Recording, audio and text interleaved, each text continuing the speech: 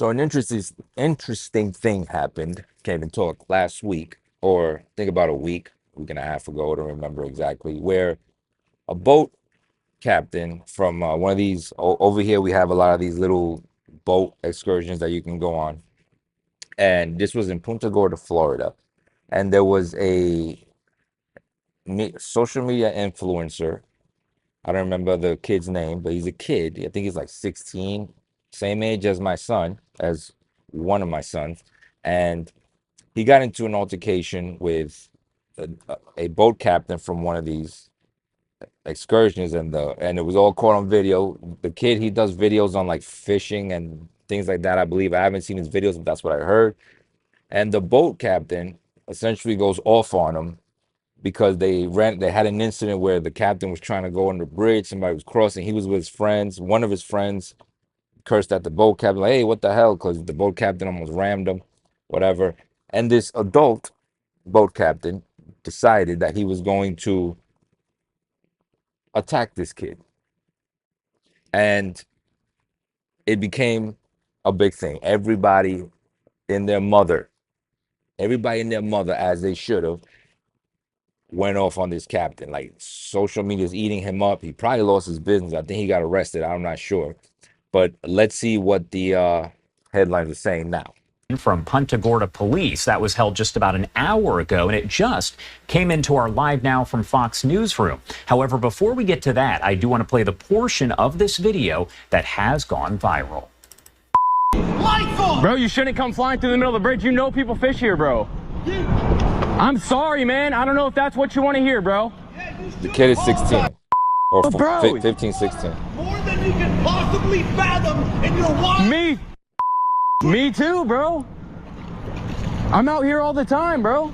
I'm 300 days a year on the water. Nobody cares. Right, bro. Every day, I'm the best charter captain you'll ever meet in your mother. All right, bro. Cuss me out. Chill, bro. Chill, bro. Please, bro. Don't hit the Please, okay, please, bro. Please, bro. Please, bro. Bro, I'm a kid, bro. Please. Apologize. Oh, I'm sorry, bro. I'm sorry, bro. You're gonna cuss me the All right, bro. in the middle of the No, bro, please. This pisses me off a lot, as I think, as we know, pissed off everybody else, especially if you're a parent. Imagine this was your kid, this was happening to. Imagine this was your kid, and this guy claims that he was a ranger and an army ranger. I highly doubt that for some reason. I don't know why. I was in the army. I was combat arms, but I wasn't a ranger. But I highly doubt that this guy is a veteran. He could be. I don't know. That's what he put on his website. I hope this isn't like a stolen valor type deal. But either way, he's yelling about how he's a ranger, whatever. As you saw right here on this clip, he boarded the kid's boat and attempted to scare the shit out of him. I think if I heard his friends in the back, which his friends are just as liable, because if my boy was doing this, my friend was doing this to a kid, I'd be like, yo, you need to chill, bro. This is a kid. Oh, it's all right if we're like, hey, man, you shouldn't have yelled. If you have a real problem, talk to his parents, not to the kid. But his friends didn't do that. They just let him go on with this thing. God, the guy didn't do anything to this kid. Had this been my kid, I'm telling you, this story would be a lot different. This story would be a lot different, man. Please, bro.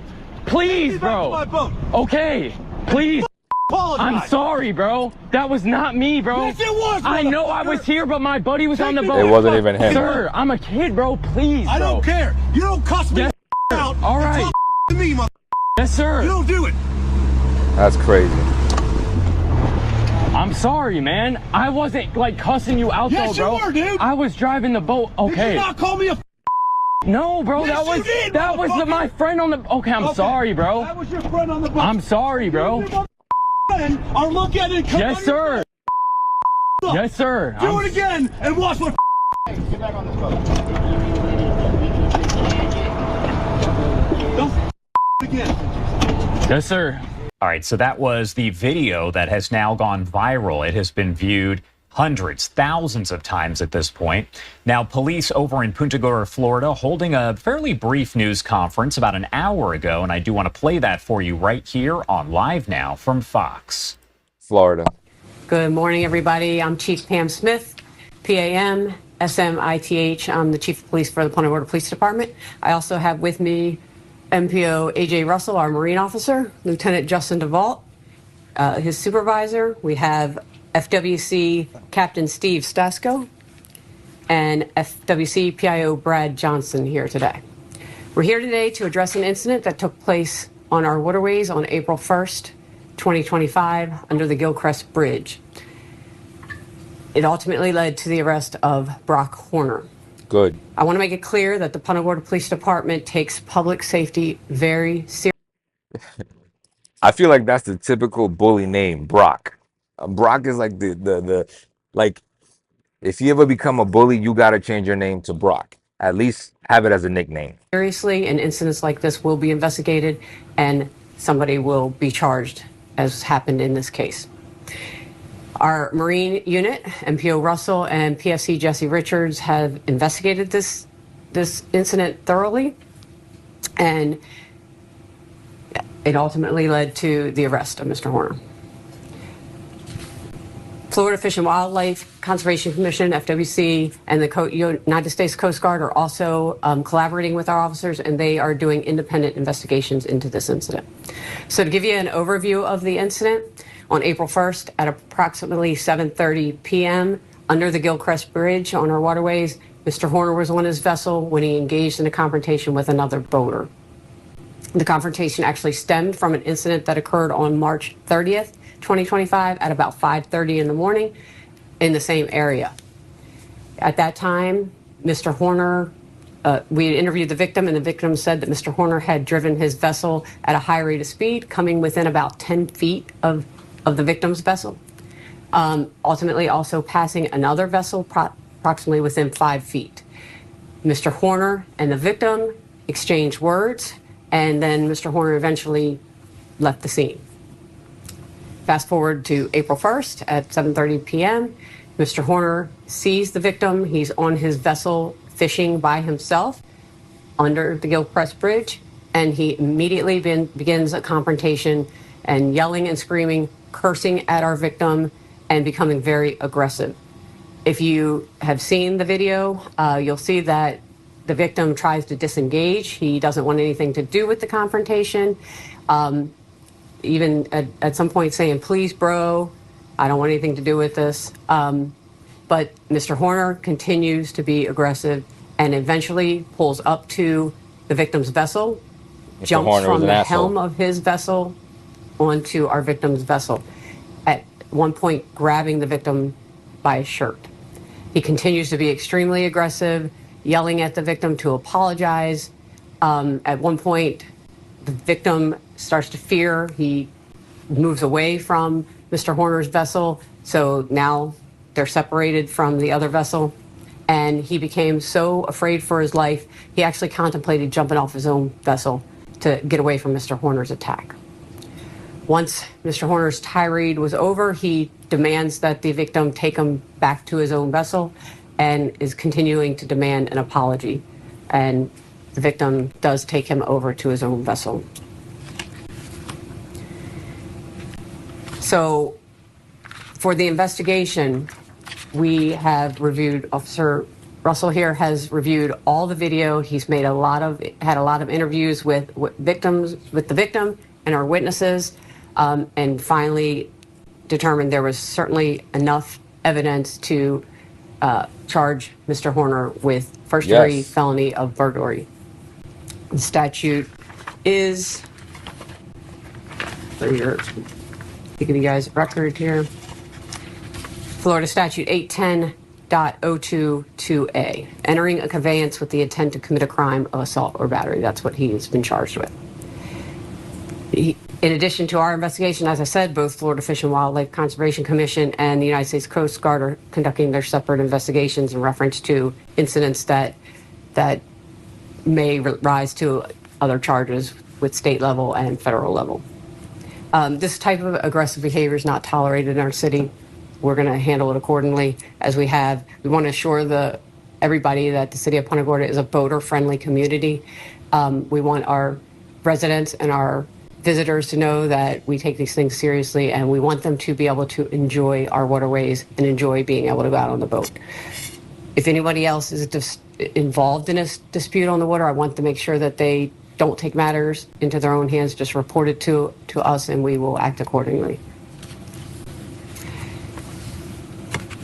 Now, at this time, as you know, last night at it was approximately 10:15 p.m.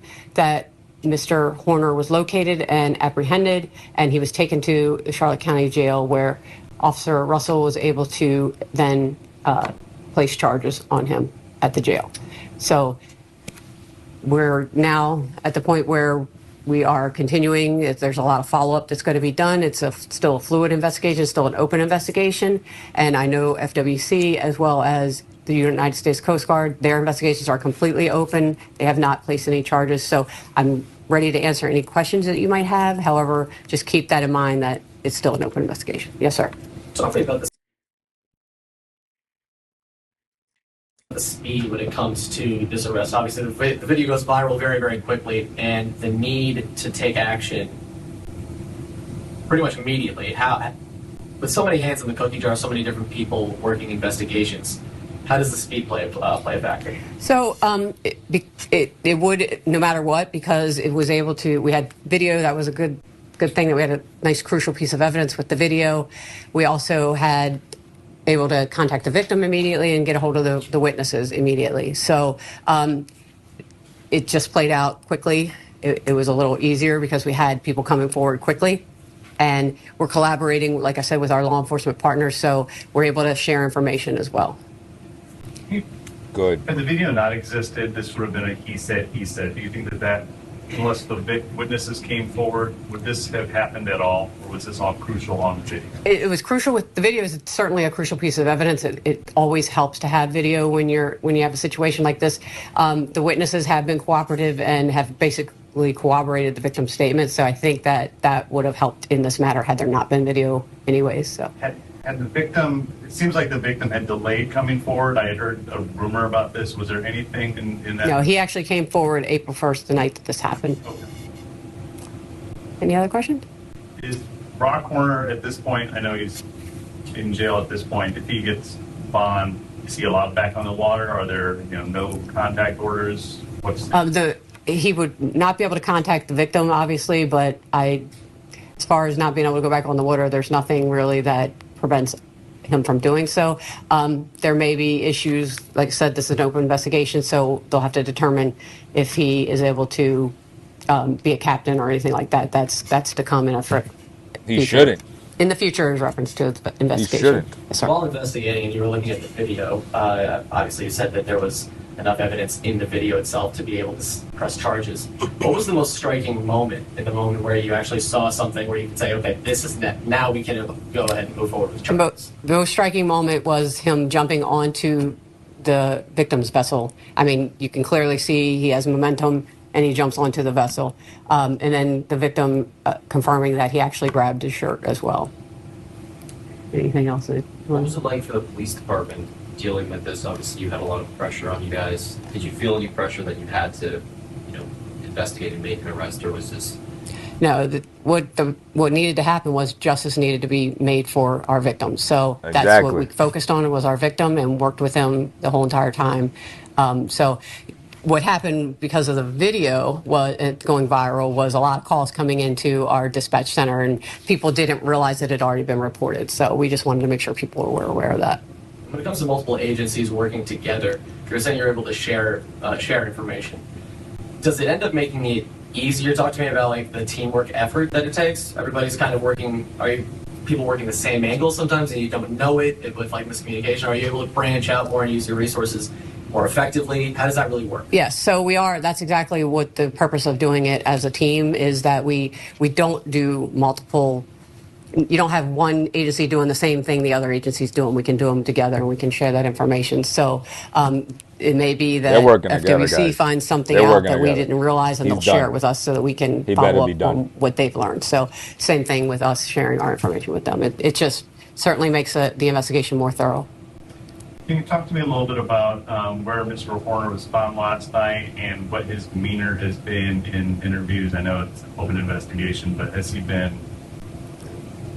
what's his demeanor been in talks with you? As far as I know, and I'll turn this over to MPO Russell, he did see him last night when he gave him his charges. Very remorseful, if I'm not mistaken. Yeah, remorseful, but again, I don't want to go into all the exact details because his statement is being used in multiple investigations. So he was located up in Port Charlotte, off of Hillsborough, and was taken into custody there, transported to the jail, and then that's again when we gave the formal charges. So Was he at a home? Was he driving around? I can't say for sure. I wasn't on scene, so.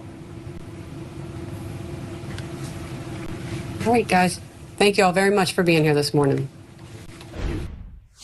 All right, that was a feed coming in from our Fox station over in Fort Myers.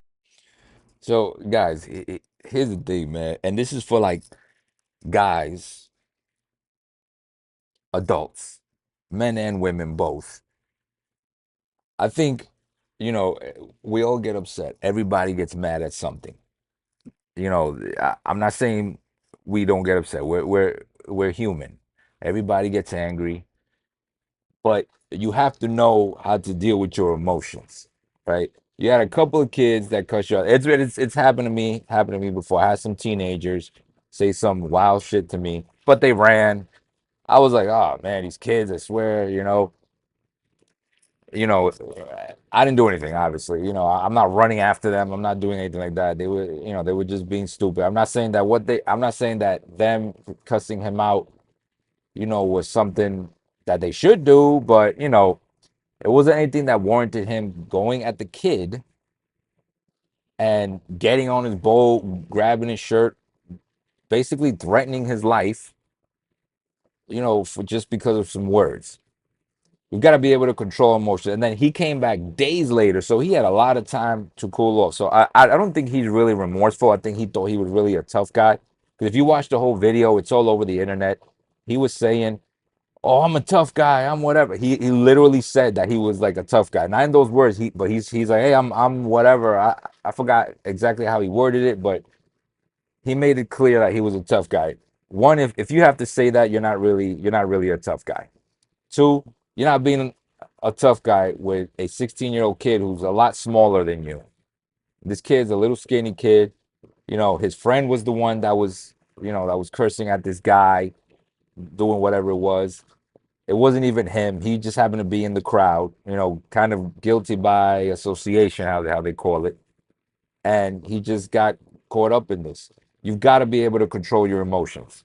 You've got to be able to, as a man, you've got to be able to control your emotions. This is a concealed carry state. Thank God this guy did not have a weapon on him. Maybe he did have it, but he didn't have it on him. Thank God he didn't pull it out because he clearly cannot control his emotions. He could have done something horrible to this kid. Even if he was an adult, even if the kid was an adult, this could have been handled a lot differently. And I know it's easier said than done, but I don't think I would have done that. As a matter of fact, I know I would have not done that. I would have not, days later, come back to this kid and, done that. I probably would have asked him, "Hey, man, listen, if I had to speak to him, I would have said, where are your parents? I want to speak to your parents." He probably would have said, "No, you're not going to speak to my parents, whatever." And then I would have been like, "Hey, you need to control yourself, whatever." He did something wrong. He's the one who almost hit them and, crossed. He thinks he owns the waters. I don't know if he thinks he's Poseidon or something, but he thinks he runs the waters. And, the kids got angry because he almost hit them. I would have been like, "Hey, man, look, I apologize for crossing like that. I didn't see your lights, whatever the case may be. But that was just clearly out of hand. He got way out of hand with that. If that would have been my kid, I would have been so upset. It probably would have been 2 arrests. I'm not saying it just upsets me. This is crossing the line. This is the part where, yeah, hands will probably be thrown. You you come at my kid like this, my son, my 16-year-old son. Now, my sons, I have older sons that are in their 30s. They probably would have handled themselves. My son, yeah, my son would have handled himself a lot differently. He probably wouldn't have said that to my older sons, because it probably wouldn't have gone that great, you know. But I teach my sons also self-control, so it's not like they were gonna fight them if they didn't have to. If it was just words, it's just words. But he looks like the type that he just, he's Brock. He's a bully. You know what I mean? Also, this isn't his first time doing this.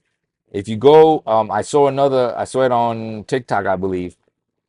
In his business reviews, a lot of people put that he gets like this. He's got 1 stars going like all the way down. One, I think no more than 2 stars on his business because he's like this. And his friends, bro, if you got a friend like this, I suggest you unfriend him. Don't be his friend anymore because they're gonna get you caught up. His friends didn't say anything, but they're guilty by association too because they didn't stop him. I heard one of them say, come on, get back on the boat, man. Come on." But still, they didn't really do anything. I would have been like, bro, no, he's a kid. Stop. And the kid apologized and everything. He was like, yo, it wasn't me, bro. It wasn't me. The kid was clearly scared. Yeah, this guy definitely took it too far. Anyway, let me know what you guys think about this. Let me know what you would have done. I think I already know. Let me know how you guys would have handled this if this was your kid. Because I have a lot of adults that watch my channel. I don't really have kids that watch. Anyway, that's all I got. Like and subscribe. Follow me on social media, and I'll see you guys on the next smoke.